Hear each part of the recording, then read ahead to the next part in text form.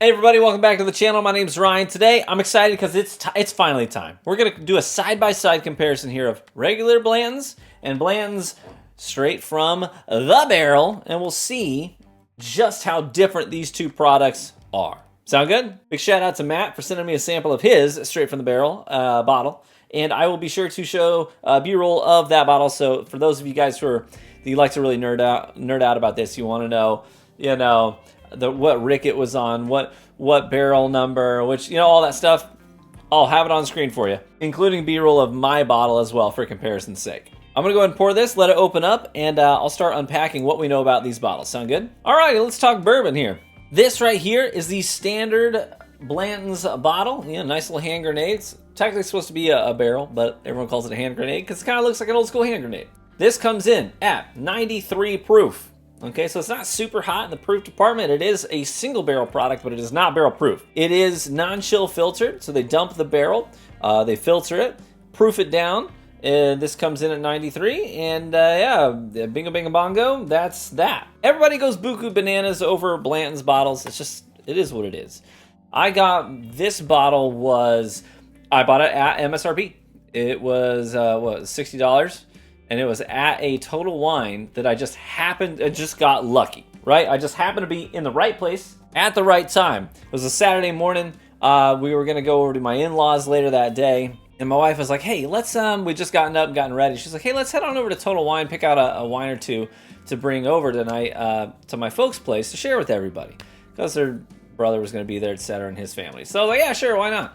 So we went out to Total Wine, and we got there like right at opening time, and as it turns out, it was Derby Day, right? I didn't even make the connection, but it was Kentucky Derby Day last year, and they had just set up this whole table, and that's why they were saving these in the back for Derby Day. They had a whole bunch of Blantons out, Eagle Rares, Wellers, and everything was limited, one per customer. They had a full table of Buffalo Trace stuff out. You could only pick one bottle off of the table per customer.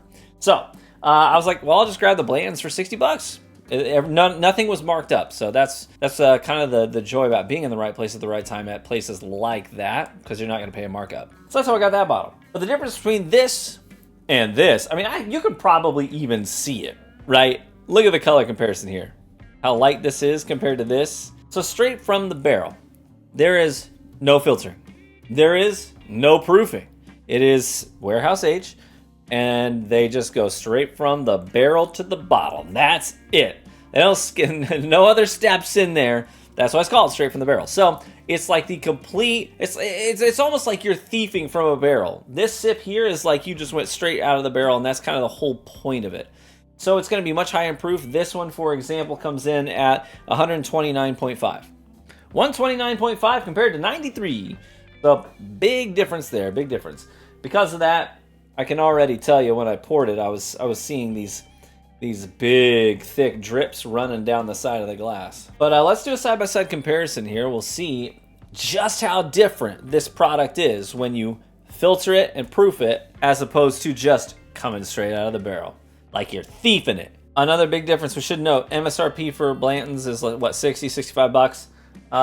Straight from the barrel, Blanton's $150. So big price jump there for obvious reasons. Non-age stated, by the way, so we don't know how old it is. Let's start here with the standard Blanton's product just to get our baseline. So just a polite reminder here, Blanton's is mash bill 2, so not the same as Eagle Rare. So that means we're going to get a little bit more rye influence on this. Right on the nose, like if you've had enough Buffalo Trace, a lot of times you can tell on the nose. I did a blind, it's a 10-year whiskey blind that I did that was sent in from a viewer in a sealed envelope. And while I was doing the blind, I got to Eagle Rare, 10 years. That's just the standard Eagle Rare. And I knew, I literally called, I was like, this is Buffalo Trace Mash Bill 1. It's so distinct, So kudos to Harlan Wheatley and the crew, because, they made a product that has a very defined sense of identity, you know what I mean? Think of toasted pecans on the nose, powdered sugar. This is great amaretto note I always get with Buffalo Trace as well. Soft and sweet, soft and sweet. Let's try it. Cheers. The palate has that sort of tannic spice throughout the whole thing, start to finish. You get these sweet vanillas and caramels that come like on the back half of the palate, but then into the finish, that's where that cherry note that I've come to associate with Buffalo Trace starts to shine through, late into the finish, as it sort of just climbs up over those tannic spice notes, all that oak. There's nothing about this sip that's like overwhelming. You know what I mean? I have always felt like this product is a really good $60 bottle. The prices people will pay for it, though, insane, and I'm not all about it. But it's a tasty $60 sip, and I think it belongs at that $60 tier for me personally. Like, yeah, put this on a shelf next to Old Forester 1920, put it next to Four Roses Small Batch Select. Like, that's where it belongs. Doesn't belong any higher than that. Just my opinion. But now that we've got our baseline, let's go in on this straight from the barrel. Right off the rip. The second my nose got down here in this Glen, I got cherry and oak. Cherry and oak. So strong. And I'm not talking like those candied maraschino cherries in their juices. I'm talking like a bright, fresh red cherry right off the tree. I grew up with 2 cherry trees in my backyard, and I'd climb up there with a book, and I'd sit in a tree reading like the original Lord of the Rings trilogy as a kid, popping cherries right off the branches and popping them in my mouth, spitting out the pits. And that's what I get on the nose of this. Is that bright red summer cherry. But there's also this base to it that I think comes from this brown sugar and oak note that I'm getting as well. All that barrel influence that really gets to stay in the glass in a way that, a filtered, proofed down product doesn't get to keep all that. While standard Blanton's is sweet, bright, and peppery, this has some base to it to give it a nice full body, at least on the nose. Beautiful nose. Let's try it. I can smell that all day, dude. I would love to have something that smells like this in a body wash or soap bar, something like that. That'd be awesome. It's just, we're dudes, right? It's just the simple stuff. You're like, I want my body to smell like whiskey. You know what I mean? That's kind of how we do things. We're not complex creatures. Sometimes we like to pretend that we are, but we're not. Let's keep it real. All right, I'm gonna try this. Cheers. That's dramatically different. I get that bright cherry, but it's like, it's at the front and it's late in the finish. It's not anywhere in the middle, on first sip at least. So it sort of comes full circle in that regard. You get that bright cherry right up front on the palate, right on the tip of your tongue, and then it comes back around late into the finish. But right there in the middle, there's this pepperiness, a little bit of a burn, and the first thing it makes me think of is like that kind of spicy burn that you would get off of like a really good, maybe homemade root beer, sarsaparilla. That kind of sweet root burn that you get, you know what I mean? Does that make sense? Yeah, but then it's also accompanied by a ton of oak in there, but oak that's like, it's really tannic, it's really dry, but there's also a sweetness to it. Almost like somebody rubbed brown sugar into the grains of an oak plank. But I would say this is not for the faint of heart. If you like really sweet things, there is a lot of sweetness in here, but it is accompanied fully by bitter and dry notes as well. Almost like the burnt layer at the top of a creme brulee, specifically. You know how you get this like bitter note to it, and that char note, but it's also sweet. That's that right there. The one thing I'm kind of missing here, I really wanted to feel this really great oily mouthfeel in here too. But it could be since it's straight from the barrel, all that oak influence in there at a proof that high, it's almost having the reverse effect of being really drying in the mouth. Specifically the roof of my mouth is where I feel it the most. But that is certainly a more compelling experience by all measurements than just the standard Blanton's bottle. This is more timid, really palatable, drinkable. I think that's why it's so popular. This is not for the faint of heart. Knowing what I know about Matt's palate, who provided this sample for me, I am not at all surprised that he really likes this. This seems like it is right up his alley for sure. High proof, dark and dry, yeah. Thanks so much, Matt, for sharing that with me. I really appreciate it. All right, so let's talk about score.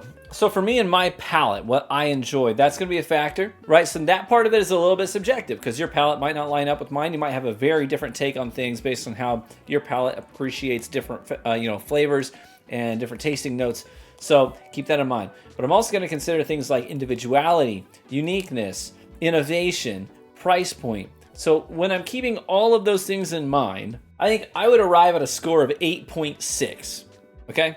That puts it firmly in the category that says you got to buy it. If you see it at $150 at MSRP, you got to buy it. Is that ever going to happen? I mean, chances are, if I'm being realistic, chances are pretty good that you will never see that bottle on a shelf at MSRP. I just don't think your chances are very good of that ever happening. I mean, I've done lots of bourbon hunting. I have never seen this bottle at MSRP for me to purchase. It's just not a thing that has ever happened. You got to do things like, you know, bottle swaps and trades with guys, or you have to go to be a part of a raffle or show up at an allocated drop hours and hours in advance and wait out in the weather for multiple hours. I mean, stuff like that. That's what has to happen for you to get into a bottle of Blanton straight from the barrel at asking price, standard asking price. Other than that, you're probably going to pay a pretty significant markup for a bottle like this. You know, I would be surprised if you could find a bottle of this for less than like 250, 230, somewhere in that region. That's kind of what I would expect. I'll go online right now and I'll look up some prices. Yeah, secondary prices here, I'm seeing 230, 240, 250, 240. Oh, that's gold. Straight from the barrel here, 240. So you are probably gonna spend quite a bit of money on the secondary to get this bottle. But going back to that score, 8.6. So for the value, I think that's something that if you find a decent price on this bottle, you kind of have to pick it up if the opportunity presents itself, because this is sort of an accolade. It's not just a good sip, it's also something to have on your shelf as a sort of display piece. It's got a lot of value in that regard, and it is a very unique experience to have Blanton's straight from the barrel. No filtration, no proofing. It just goes from the barrel into your bottle, and you get this complete undiluted experience that is raw, that it is genuine, and there's no hiding what came out of that barrel. So this is like your opportunity to taste Buffalo Trace Mash Bill 2 the way the people who work in the warehouses and create blends and batch together barrels. This is what they're tasting when they taste Mash Bill 2 straight out of the barrel, and they're trying to understand flavor profiles and mix and match barrels and all that stuff.